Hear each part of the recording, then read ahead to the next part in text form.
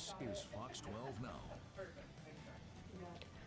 Hello, everyone. This is Fox 12 Now. Thanks for joining us. We are live streaming here from the Fox 12 Oregon newsroom, as we do every weekday, in case you didn't know that. And, that's what you see behind me right there. We get to cover a wide range of topics here on this show. But on Thursdays, pretty much every Thursday, we're joined by the one and only Eric Goranson from around the house Northwest.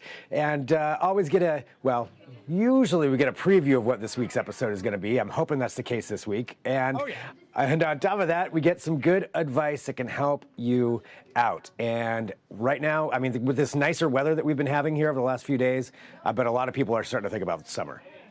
Oh, man, right? It's like, okay, are we going to get one of those 117-degree summers? Or Oh, are we man. 95-degree summer? No one knows, right? Yeah, nobody knows what it's going to be, but all you know is that when it does happen, when and if it happens, you want to be prepared. You want to be the person with the air conditioning. Absolutely. And if it breaks down, guess what? You're in a long line because everybody else is broke down too, because it's like the stress test, right? For everybody's HVAC system.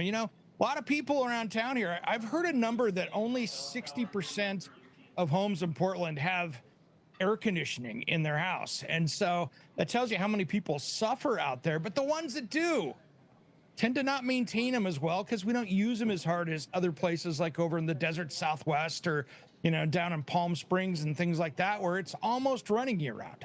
Yeah, and but when it's sitting there and not being used, I bet there's some damage that can build up or some issues that could happen once it gets going. Yeah, if you've got central air or a heat pump or something like that, like the mini splits, the biggest thing you can do is just maintain it. It's simple. It's like changing the oil in your car. You know what happens if you don't do it, unless you're driving an electric car, but really, you got to do the maintenance stuff on it. And the maintenance, it's really as simple as working with your HVAC professional to get on a maintenance plan so they come out and work on it every year. They should be inspecting it once a year because so many times they can kind of pop the hood of that system and take a look and go, hey, this is out of spec over here. This is going to leave you hanging the next time it gets hot. And then guess what? You don't have to worry about the breakdown because you fixed it beforehand and you didn't fix it on a weekend or holiday rate, or you're waiting weeks for them to get out to do it. Yeah, thinking ahead of time and making sure that you're getting that prepared. Definitely good advice. What's some other things that people can be doing and thinking about right now? Yeah, one tip too on that too is when you get onto a lot of those maintenance plans, many times it'll get you first in line if you do have a breakdown, because all of a sudden you're kind of a preferred customer. So if you do have something bad, it kind of gets you at the front of the line, which isn't a bad thing. But the next thing is, that big unit, the compressor that's sitting outside that's got the fins and stuff out there that runs when your AC is going, making sure that is clean, making sure you've got the bushes away from it. I like to leave at least 2.5, 3 feet around the outside of that from any shrubbery, things like that. The better the airflow, the better off you are. So get the weeds and any stuff or tall grass away from it. Keep that looking really good. And that way you'll be much better off. The cleaner it is over there, the more efficient it's going to be. Nice. So yeah, keeping things tidy and making sure that thing's ready to go and not getting a bunch of stuff, gunk and things pulled into there. I'm sure it's very helpful. I go out there with my leaf blower and just gently blow the dirt out of it. And so I get back at a distance. I don't want to hurt anything or blow anything into it. But if you get back there and kind of come a distance and get a little closer to it, you can knock a lot of that dust off the fins because those fins are really tight like a radiator. So what happens is the dirt likes to collect in there as it's blowing through, and especially with our rain. Maybe it's wet, it turns on, you get all that dirt in there. And then when it's dry, go out and blow it out. It'll be that much more efficient because that dirt is just like an insulation layer. So it's not going to be as efficient for you. All right. So good thing to do there. Clean it out. Make sure that's safe. Anything else that you think is important? Yeah, the big one. Make sure you got an extra filter and change those filters. If you've got those little 1-inch filters and you got pets, you could be actually changing those things maybe once a month.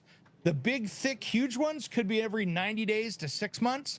But take a look at it. The newer units now, the computers actually notice when there's too much back pressure and it'll tell you when to do it. But really making sure you've got a clean filter and you've got the most air coming through it. And I always like using a better filter, but you can actually in the AC system use too good of a filter and it'll actually freeze the unit up. You won't get enough airflow over the top of it and it can create problems. So make sure when you have your HVAC professional come out there and when they do that service, make sure that you've got the right filter for that unit. Because if it's too good and you're trying to get out too many allergens, there's not enough airflow, you'll freeze it up and then, well, it's not going to work for you until it unthaws. All right. So yeah, getting the right filter and making sure that you're changing out that filter when you need to. Great advice. Anything else or? One last little tip on the hottest of days, and if you've got hard water, don't do this. But you know, you can go to the hardware store and they have those little hose-in misters you can get that you can put next to your deck or anything like that. Water conducts heat better than air does. So if you put that mister kind of on the fan side there where it's going to mist towards the unit, if you can keep that a little more humid right there in that area, that will actually, in my house, it added about 5 degrees on the hottest days of keeping that temperature down in the house when we're above the 100-degree mark. So you can add a little bit more efficiency by just putting water out there in just a mist. And one of those little backyard misters will do a good job of actually doing that. But if you got hard water, you could get buildup. So be real careful with what you're doing with that. Okay, so know your water, but that's another tip there that could actually help some things out.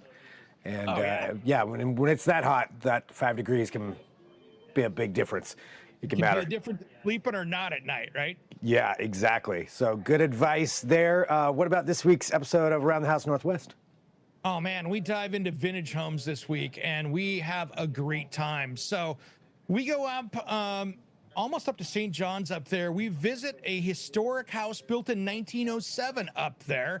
And here's the cool thing. It's all original on the inside. No one has gone in, no house flippers. Nobody's gone and messed it up, ripped out the built-ins or done anything crazy. It is a beautiful house that we go take a look at. So it's got all the original woodwork, and all the woodwork, including some of the furniture, was made from trees that were cut down there in 1907. So really, it's one of those cool homes. And the realtor is also an amateur historian. So we really get into some of the history of Portland and some of the homes. And then on that theme, we go take a look at a couple places. One of them is the Rebuilding Center, which I love. Those guys are a great nonprofit where you donate stuff to them. And you can find some really cool stuff for your house. If you're trying to save money on a project, they're a great group. And then another one, this was a new place to me, Old Portland Hardware. These guys, it is the kid in the candy store of old stuff. They have all this old curated stuff. So if you wanted to go buy like 12, of the old crystal knobs for your, 1915 vintage home, they have them right there, all paired up, all organized, as well as a lot of other cool stuff from vintage lighting. It is a kid in the candy store. It's like the Nordstrom's of vintage finds for your home, including furniture and other stuff like that. They even had vintage tools, which was really cool. Wow, cool. And that's just a couple of things that people get to check out with this episode. Oh, yeah. Nice. Yep. Well, it's an old house episode, so it's kind of fun. We haven't done one of those yet, so it was a great jump in, and we kind of talk about some of the history here, as well as a couple pieces that were in that in the old Portland hardware store that were vintage stuff of like out of theaters that were torn down here in the 70s and 80s in Portland. So really cool stuff like a light from the Oriental Theater and things like that was really cool. Nice. You get to check out history and learn about that stuff, and that's just always fun. Well, for everybody out there who wants to watch, where and how is the best way to do so? Yeah, that place will knock your socks off. If you want to check out the last week's show that you missed, don't worry, we had a great house on there as well. Friday morning, 8:30 a.m., Fox 12 Plus. And of course, this episode we're talking about Saturday morning, 10 a.m., Fox 12 Plus. Set your DVR if you're out running around, playing in the sunshine or the beautiful weather out there. And then it reruns again at 6 o'clock on Sunday, again on Fox 12 Plus. And of course, it's all over on YouTube with our, 650 plus episodes or segments over there of that. So it's all right there for you to find. You can go back in the Wayback Machine and see all of those pieces.